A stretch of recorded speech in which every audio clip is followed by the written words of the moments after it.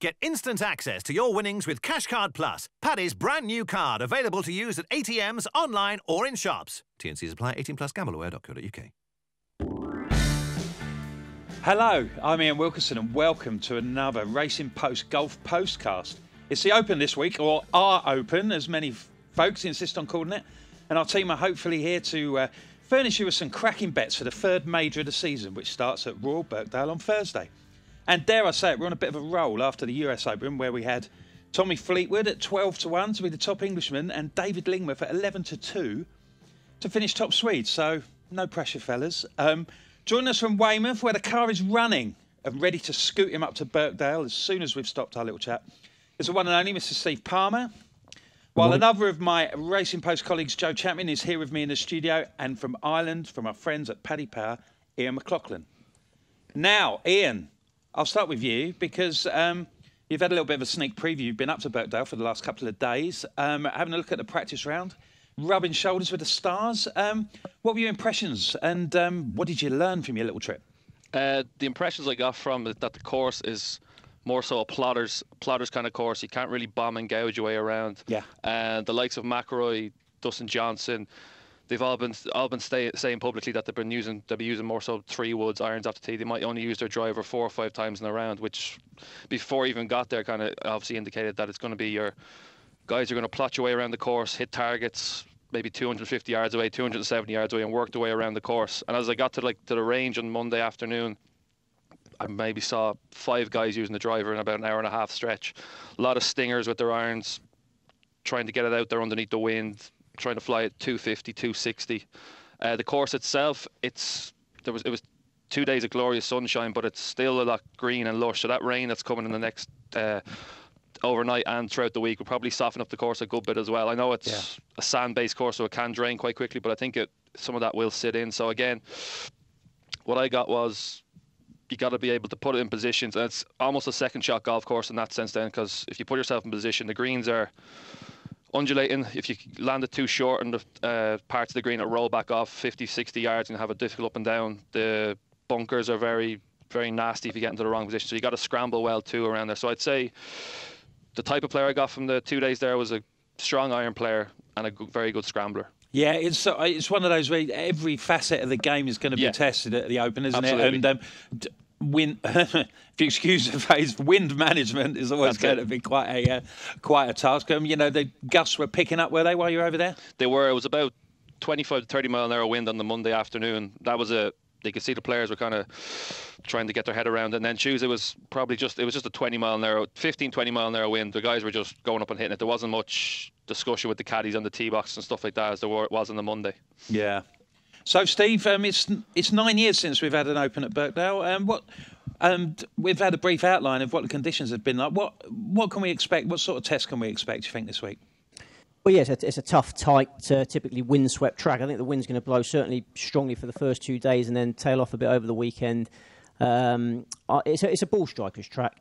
So I'm concentrating on players who are strong from tee to green.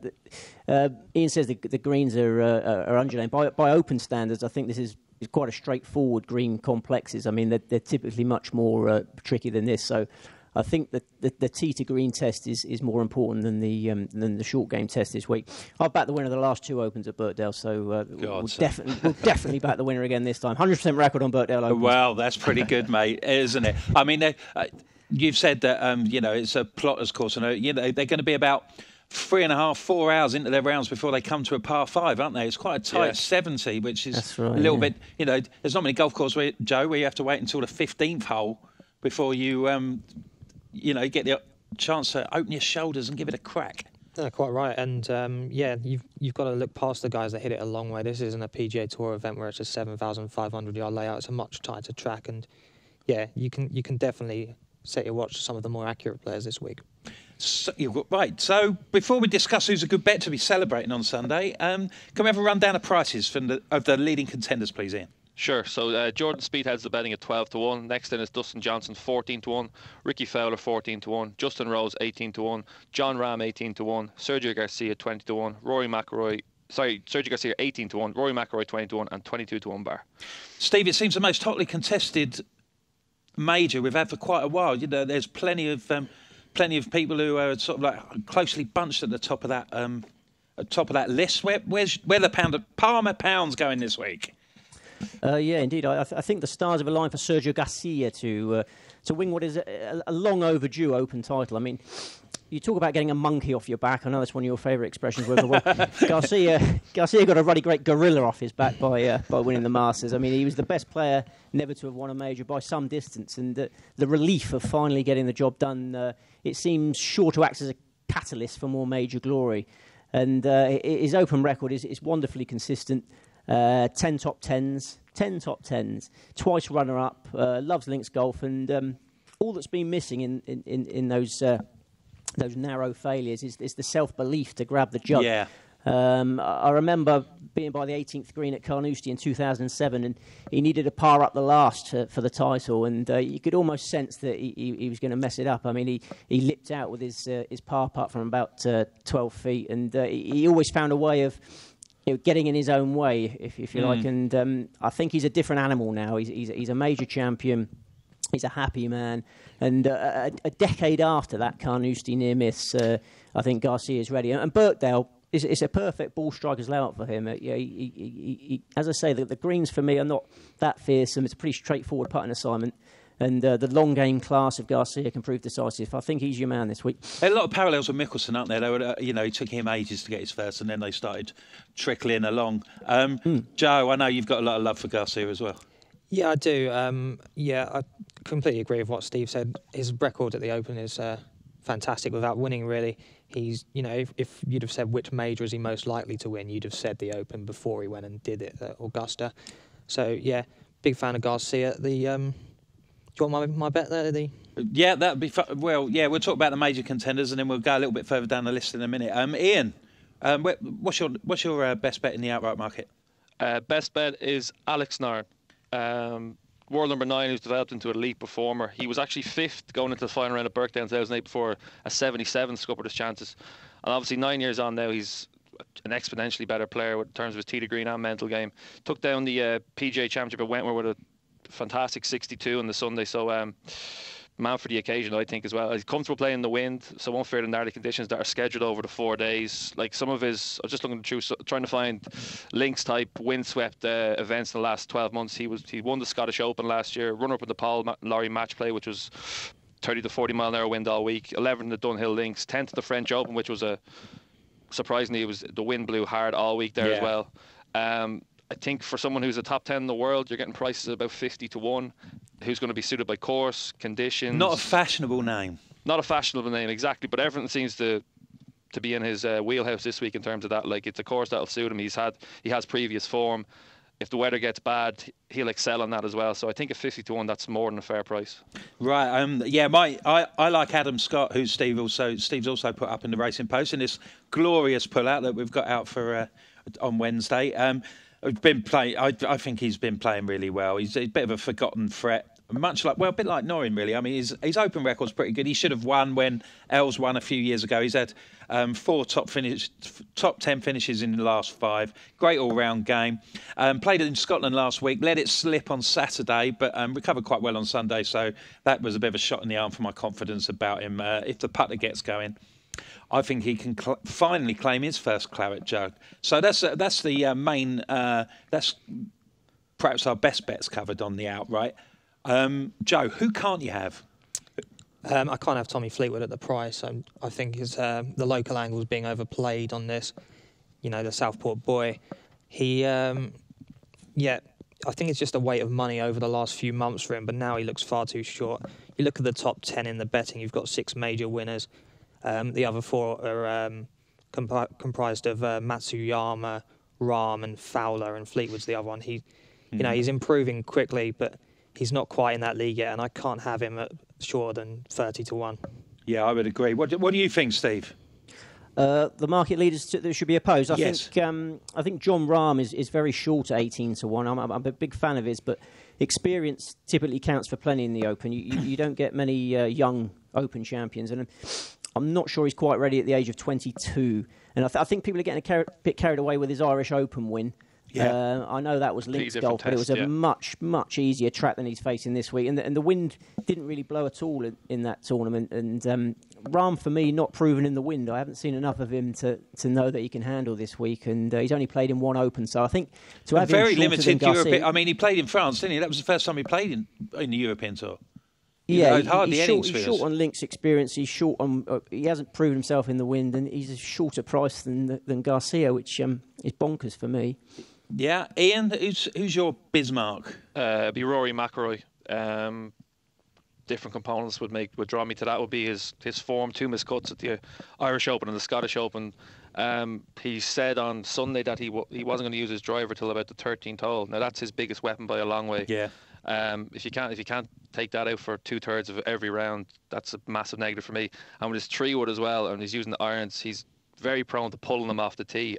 He's not a very good driver with his 3-wood. Like it's worlds apart between that and the driver. So, and obviously confidence is. I know he's saying his game is coming back and I'm close. But if you're saying that publicly, you're still working on stuff. Guys. You don't hear the likes of a Spieth this week. Spieth's bullish, but he's not going, I'm there, I'm close, I'm good to go. He knows that already. He doesn't have to say it to kind of back it up in his own mind, that sort of stuff. So I think obviously the spotlight be on him as well. I think he's got the afternoon tee time. He might get caught out a little bit in the stronger of the breeze tomorrow. And at 20-1, I think he can go off with that. You can let him go off. And if he wins at that price, he wins at that price. I'm not too fussed. Well, that was going to be my next question. I mean, 20-1, you've said I anticipated that Rory's name would come up in this section because he missed these last 2 cuts and has had a pretty forgettable season. Yeah. I'll ask each of you, Joe, starting with you. What price would you back Rory to win at? What would you want to see someone chalk up and then you say, right, I'm interested? You asked me this yesterday, and I said 25-1. I've now sort of revised that. It probably needs to be a bit bigger if I was going to actually back it. Maybe 33. 33. Like Steve, what do you reckon? I'd probably need a bit of 40s, to be honest. Yeah, I'm not keen on Rory this week. 40? And did you ever think you'd see... I haven't got any money left the amount I've invested on the Garcia and Scott. Did you ever think, even 18 months ago that you'd... Oh, well, I wouldn't back Rory unless he was 40s. No. I mean, he'll come back. He'll inevitably come back. He remains one of the best players in the world, if not the best player in the world. But he's just had a terrible season injury-wise, getting used to clubs, and his confidence has taken a hit. But he's a confidence player. It'll turn around as quickly as it went.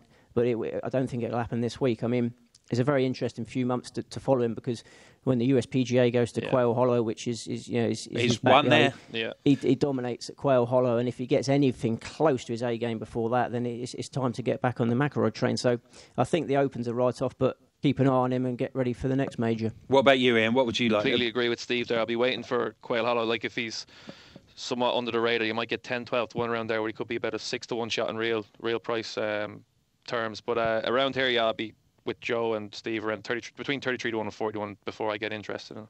Right, okay. Now, before we go to a break, we'll just, if I could have one outsider from you all. Steve, someone a bit further down the list. Yeah, I like Bill Haas at a massive price. He's at the right sort of age to win an Open, 35. Done plenty of winning on the US Tour. He's won 6 times there. And one of those was an absolutely massive tournament, the Tour Championship with the FedEx Cup on the line. So, he's proven he's got some guts. In his best Open finish was last year, finished 9th last year.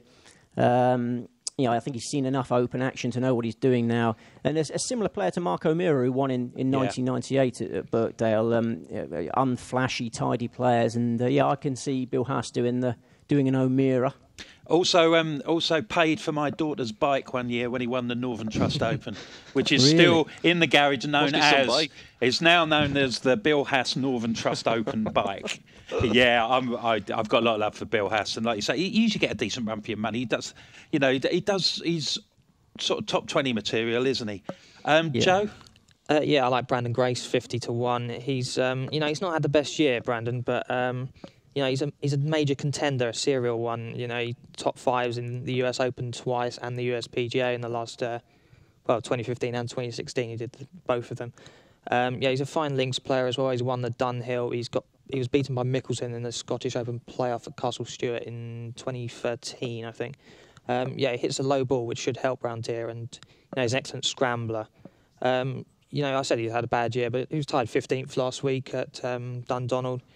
And I do like him this week. He's got a poor Open record, but I can't really understand why. Yeah, it's got to come right at some point, I suppose, doesn't it? Because he does seem to have the game that would suit these sort of conditions. What about you, Ian? Where's yours further down the list? It's another American at a big price, and it's Kevin Kisner.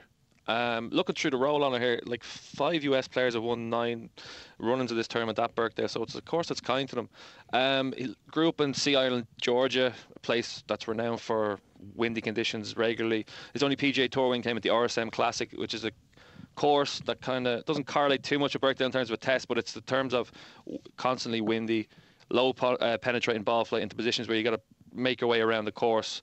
That's somewhat similarity to Birkdale. And again, won in Colonial in May. Yeah. A skill set that is, again, you can't bomb the course to death around Colonial. You got to put in positions off the tee, maybe 260, 270, good iron play, good pitcher, good scrambling. Again, he's one of those players who's sort of like in that bracket around sort of often on for a week you see sort of like knocking around at sort of like the 25, 33 to 1 sort of mark on the list. And you usually get a decent run for your money, don't you? Yeah, he went off like a month ago. He went off 50 to 1 for the US Open around a course that probably didn't really suit him. 7,500 yards, brute. This is more back into his skill set and more comfortable for him, and he's nearly 3 times the price. So I'll put him up at he's around 151. I think that's a fair bet now. 150, yeah, that does sound like a big price. I'm staying stateside as well. I quite like Patrick Reed. He was in miserable nick after a great Ryder Cup, but he seems to have picked up over the last few weeks. And although it's he's not the straightest hitter, he's got a very good short game. So he's finished in the top 20 in the last 2 Opens. His driving will need to be on the button, but I think he could give you a run for your money at about 70 to 1. So it's time for a break now, and when we return, we'll be looking at the best bets from the plethora of specials that are available on the big tournament. Get instant access to your winnings with Cashcard Plus, Paddy's brand new card, available to use at ATMs, online or in shops. T&Cs apply. 18 plus. Gambleware.co.uk. Hello and welcome back to the Racing Post Open Championship Postcast. I'm Ian Wilkerson, and joining us today to discuss the best bets for the third major of the year are from Weymouth, Steve Palmer, from Ireland, Ian McLaughlin, from Paddy Power, and here in Canary Wharf, my Racing Post sport colleague, Joe Champion. And now we're going to look at the best bets on the specials. And Steve, I know you've got a big fancy to be first round leader. We've touched upon him already. Yeah. First round leader. I think that the price that stood out for me was Alex Noren at 50 to 1. I'm not sure he's got the game to sustain his challenge over 72 holes, but I think over 18 he can show flashes of brilliance. I mean, the 62 at Wentworth, a very good recent example. He's off early, just after 8 a.m. and as Ian touched on earlier, I think a bit of overnight rain, a soft course on the Thursday weather's morning. So key on this market, isn't it? Yeah, I think it's almost certain to be quite heavy rain Wednesday night. And then on Thursday morning, the course will be quite soft and very scoreable. So I think Noren, he's got an 8 a.m. start time and he can go very well. He's done well at Birkdale before. I mean, that 2008 performance that Ian mentioned, I mean, that was his Open debut. So turn up for your first Open and finish 19th at Birkdale. Very, very impressive. Yeah. And he obviously since then won 9 times. And I can see him getting out the blocks fast. I mean, the miscut last week in Scotland, I wouldn't get too worried about that. I mean, he's a bit of a range rat, and he would have spent the whole weekend on the range. Sorting out what went wrong. So, Noren at 50 to 1 first round leader. I think that's got a fair chance. We always like to talk about the first round leader, Joe. Have you got any particular fancies on this? I'm just having a look at Peter Uihlein, the American. He's been in quite good form recently, and he's a solid links player actually. He's runner-up in the Dunhill in 2013. Lack of major experience might get to him over the course of the tournament, but I think he's going to start well. He's got he's undoubtedly talented. Advantageous tee time as well. So and unlike a lot of the Americans, he's a bit of a globetrotter. He plays all over the place, doesn't he? He's played a lot of European golf, whereas some of them, they play the same sort of course every week and then come over to play in the Open and they struggle. But he's got a great deal of experience of playing in different sort of environments, hasn't he? Yeah, he's got a pretty varied skill set as well. So 90 to 1 each way price. 90 to 1. Peter His best mate won the US Open the other day as well. He's inspired by old Brooks Koepka. Yeah, he can't beat a bit of inspiration. That's it. You inspire me, Wilco. Oh well, the feeling's mutual, mate. Anyway, we'll get rid of this love-in. But we'll concentrate on what Ian thinks about who might be a good first-round leader bet. It's a player actually in the Uihlein 3 ball tomorrow morning at 8:47, and it's Russell Henley. Oh, yeah. For similar reasons to the guys, that the draw is obviously favourable. Very good win player. great iron player. And Great putter. Great putter as well. If the greens get soft, he could really go loco now around there early morning. Again, I think this price is about 125 to 1 out there for him. And if you're kind of taking almost the afternoon side of the draw, just taking them out, I think that's a very fair price. Yeah, and he's a player I like a lot. Well, for me, I mean, it's not a market I'm desperate to get involved in because there's so many unknowns with the weather and things like that. But I know 25 to 1, Spieth, I think he could hit the ground running. He's out before. Where are we? He's out in the 9:47 with Henrik Stenson and Siwoo Kim. I think he could do well there and get off to a fast start as he's tended to, particularly at Augusta last year. You know, he's one player who's not going to be phased by standing on the first tee at an Open Championship. I think he'll be ready and raring to go. 25 to 1. He's at the top of the market, but I think he could hit the ground running. So we'll look at the tops markets now if we can. Ian, what's your pick of the bunch? Have you got a couple? One of them is my nap, so I'll save it to the end. Yeah, we'll hold on to that then. In the top American, I'd just put up Snedeker and Kisner, sorry, at 25 to 1 and 35 to 1 respectively. Yeah. For the same reasons I did for the outsiders bet. Yes. Oh, sorry, Snedeker. I can give you a bit more. Snedeker. Yeah, we'll have a bit more. He's one of the outsiders as well. I was going to put up. So he's another excellent win player. Couple of PGA Tour wins, the likes of Hilton Head and Pebble Beach, places where the wind blows constantly. His last one came at the Fiji International. This was like a classics handicap for a group horse. If you're putting into racing terms, he was so far clear of the field. But the important to note thing was it was a very, very windy track. It was like flags were being blown off greens almost at one stage, and I think he won by about 8 shots. So what was that? It was the Farmers Insurance, wasn't it? A couple of years ago. That's the one as well. Yeah. It was one of the rounds of the century. He won it on the Sunday, didn't he? Yeah, he came from miles back, didn't he? And they were shot 67, I think. Yeah, it was howling a bloody gale, wasn't it? Yeah. Yeah, that was one of the most impressive performances of sort of like the last few years, wasn't it? Yeah. So I mean. So you like them in the America? So that's 2 shots in the top Americans. Steve, your tops. My tops are obviously like Garcia at 9 to 1 for top European. I think top American, Ricky Fowler's got to be respected. I can't see Ricky Fowler playing badly. Bill Haas is 60 to 1 in the top American market. As for serious bets, I think Emiliano Grillo for top American is top South American. Gift. Yeah. Sorry. Top South American. Yeah, I think 8 to 5. Paddy Power were chalked up 8 to 5. Ian will be able to tell me if that's still available. I mean, he's a potential superstar. Got the ball striking ability to handle Birkdale, and got very little to beat in this market. He's got Zanotti, Vegas, and Munoz as his opposition. So 13 to 10 now, Steve. So you agree? 13 with you anyway? to 10. Yeah. I mean, you could make a case for that being odds on. I think Grillo to beat those 3. So that's my favourite top. Yeah, very talented player and straight hitter and. Got the game, hasn't he? Absolutely. Yeah. Any others? No, that would be the tops covered. I've got a top 20 bet that might interest you. I think Mark Leishman is a solid top 20 bet. Yeah. 5 to 2, and Jason Day. I mean, I'm keen to oppose Jason Day in lots of markets. Yeah. The ultimate bet would be Day to miss the cut at 11 to 4. Seriously struggling at the US Open. Missed the cut by 9 shots at the US Open. It was what's the problem then, mate? I don't know. I think in terms of his reasonably humdrum Open record, I think his high ball flight's not ideal. I mean, he struggles in strong winds. So that might explain his poor Open record. But as for what's happening now, I don't know. I mean, he's obviously had a few off-course problems. He never seems to be fully fit. There's always some niggle injury or illness. I don't know what's happening, but he missed the cut in the Travellers' Championship in the tournament after the US Open. He missed the cut in the Travellers by a couple of shots. I mean, that's a rubbish event for a player of that calibre to be missing the cut. So something's amiss with Day. And from what I hear, he hasn't put hardly any practice in since missing that cut. His reaction to it was, I need to get away from golf for a bit. So I just can't see Day being competitive this week. I don't know quite where to oppose him. He's such a little fighter. He might make the cut, but I thought 11 to 4 to miss the cut was fair enough. That's Jason Day covered, and we've not talked about Dustin Johnson at all. He's at the top of a lot of these lists. We've had a lot of love for him in this studio for sort of like the last sort of 12, 18 months. Don't fancy him this week? Well, it's all gone wrong since he fell down the stairs, isn't it? I mean, the moral of the story is to be careful at the top of stairs. Live in a bungalow.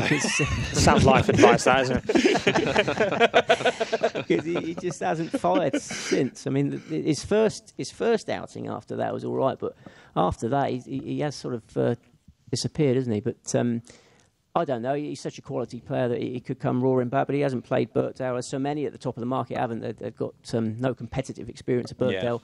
Yeah. 16-1, didn't set my pulse racing on Dustin. Yeah. Okay, so Ian, what about your top? We've had yours, haven't we? Yes. Sorry, that was just you like Joe. mine? It's Joe. Sorry, yeah. mate. Top continental European. Obviously, I like Garcia as an outright bet, but I'll give an each-way chance to Chorborn Ollerson. He's a former Dunhill champion, and you could have levelled him that he was not the most consistent player over the last few years, but he's only missed one cut on the European Tour this season, and 2 top 5s in his last 4 starts. He could definitely go well around here. He's an each-way chance in that market. The one I really like though is Podrick Harrington in the top Irish market. We've talked about McIlroy's problems. Shane Lowry and Darren Clark are the other runners. Clark's really struggled for a while now, and Lowry's not having the best season either. So Harrington, former Birkdale winner, and did really well in Scotland Back in the last game, week. it would appear. Do you like the new swing, the new Happy Gilmore swing? Yeah, well, it appears to be Whatever working works, for him, mate. doesn't Just it? bung it down the middle. That'll do. Yeah. Yeah, it's beautiful. Yeah, I would agree, Joe. I think that's a cracking bet. There's 2 that I like. You'll talk about top European. A player that Steve mentioned in his matches bet, taking on Brandt Snedeker, interestingly. Francesco Molinari. Now, this is not the sort of player that you want to get lumping on to win tournaments because he never seems to get over the line. But I would anticipate that he could have a decent week. There's hardly a straighter European player than Molinari. He should be able to find plenty of greens, and he's a decent putter as well. 5 places available in the top European market, so I'll take the 30-1. And then top Englishman, plenty at the top of this, the usual names at the top of this list with Justin Rose, who obviously, great memories of him at Birkdale. Fleetwood, who I'm not mad about this week. I think he's been overbet, and he's got a pretty dismal open record as well. But the one further down the list that I like, a player who seems to be back on his game, Andy Sullivan, each way at 15-1. He's fighting his way back to form. He didn't have a particularly good year last year, but he's got 3 top 20s in a row and finished 30th and 12th in his last 2 opens. So I think that's a decent bet. Is there anything else, Joe, you want to throw in the mix before we go to a break? Not really. I'm just looking at the top amateur market, and I know this Maverick McNeely is causing a bit of a stir. I just want to know what the guys think about him, really. He's 13-8 to be top amateur. Yeah, we just need to see a bit more of him, don't we? I mean, he's got a big reputation. Got fantastic college record. Matched Tiger Woods' wins ratio. I'm really looking forward to seeing what he's all about. Is he actually going to be a golfer? Was it him who's undecided? It's a lovely position to be in, isn't it? I mean, if you had a billionaire dad, life gives you plenty of options, doesn't it? That's it, yeah. To turn down the chance to be a pro golfer, you've got to be some kind of turkey, and or an absolute plank. What's he going to do? He says, "I'm going to be a businessman." What do you want to do? Sit in an office talking about business deals? I mean, I think he'd spend all his time on the golf course anyway. Bluster. It's got to be bluster. Yeah, perhaps his dad will be in the White House and he'll be in boring meetings He's thinking, probably got £1 billion in the bank already, That's hasn't he? Exactly. Why does he need to strike business deals? He's talking about working. Sorry, I've got quite passionate on this. He's talking about working. I listened to a big interview of him the other day on the Golf Digest podcast thing, and he was talking about how in your 20s is when you've got most energy, and that's when you can work for 20 hours a day, and that's when you're an effective businessman. I was thinking, you don't need to do it. You've already done all the hard work. You don't need to do hard your work. labour already without the labour. Absolutely. He's clearly really, really good golfer, and I think he will turn pro, and I think he'll go a long way. He might not need to. Sorry, I don't know where that passion came from. It just frustrates me because I would do anything to be a professional golfer. That was my dream job from an early. I didn't dream of being a chief executive of. I hope he hasn't got a good-looking girlfriend, Steve, because I think this could possibly tip you over the edge. Well, Rafa Cabrera-Bello's got the best life, isn't he? He's married to a Swedish model. Well, he's engaged to a Swedish model. He's got a little shack in Bali. He's a surf enthusiast. He's got a little shack in Bali. Just plods around winning little checks all week. Yeah, Rafa Cabrera-Bello's the. Yeah, but you've got a house in Weymouth, mate. Come on. Yeah, not quite got the climate. Anyway, we digress. Sorry, yeah, Send it in chaos. You got the odds and my sods wife bets. is pretty a Swedish model. I should add that. Yeah, love to Nicola. Yeah. Okay. So, Steve, is there any other bet that you'd like to mention at this point? I mean, you've said Leishman at top 20. You're quite happy to go along with that? I've got several bets in the pull-out today. And what I would urge listeners to do is buy the Racing Post newspaper and read the pull-out, because nice subtle plug. There we are. I'll show it to you. Because it's 24 pages and it's full of bets, and I may have forgotten. Forgotten all of them. We work very hard. Those watching the video have now seen my screwed up papers. Trying to. Yeah, I think I've mentioned most of the bets, but there's plenty in there. Yeah, there's lots of spreads advice as well. Plenty of stuff. Ian, what about you? Anything else? Nothing else. If we're moving on to best bets without the nap, I would say I put up Spieth in the 3-ball tomorrow against Stenson and Siwoo Kim. Yeah. Joe, as you mentioned, the first round leader, he's prone to start off to a flyer. He was in good nick during the couple of days I saw him in the practice. Taking on Stenson, Stenson's been very public in how he's been struggling the last maybe 3 to 4 months with his ball strike, and he seems almost a bit disillusioned with the game at the moment. Now, perhaps coming back as an Open defending champion could spur him back into life, but he's been off the ball for a while, hasn't he? Yeah, he makes no appeal to me at any sort of market. I know we're 13-8 there for the 3-ball tomorrow. I might even push that out this morning and might go top price or something like that, because he's one willing to take on. And Siwoo Kim, you don't know. God, is he hit and miss? World beater to walking off the course after about 6 holes. You just don't know what Siwoo Kim's going to show up. He could get a right strop, couldn't he? Yeah. Well, the cold weather, if it's cold and windy, his back might go again. He's very fragile, isn't he? Yeah. Okay then, so that's it for part 2. When we return, we'll be furnishing you with our best bets of the week. Get instant access to your winnings with Cashcard Plus, Paddy's brand new card, available to use at ATMs, online or in shops. T&Cs apply. 18 plus. Gambleware.co.uk. Welcome back to the Racing Post Open Championship Postcast. I'm Ian Wilkerson. I'm joined by my Racing Post colleagues Steve Palmer and Joe Champion, and from Paddy Power, Ian McLaughlin. And now it's time for our best bets of the tournament. This will not be beaten. Right, Steve, your honour. Esto no se la vencido. Esto no se la vencido. That means this will not be beaten in Spanish for any listeners not quite as fluent as the language. Muy bien. Oh, muchas gracias. Sergio Garcia each way outright. I mean, the bookies offering about $1 million each way places now, so it's impossible to lose. He's always in contention at the Open, and now he's got the heart of a champion to finish the job. Yeah. Go on, Serge. Joe. Same thing, basically. I had an alternative Garcia top 10 finish, 15-8 for anyone that doesn't want to bet on him in the outright, but by all means take the 18s or whatever he is and hope that he wins. Ian. Alex Noren, top Swedish, 7-4 out there. I'm all in. If this gets beat, I'll be on beans and toast till the PGA Championship. Okay.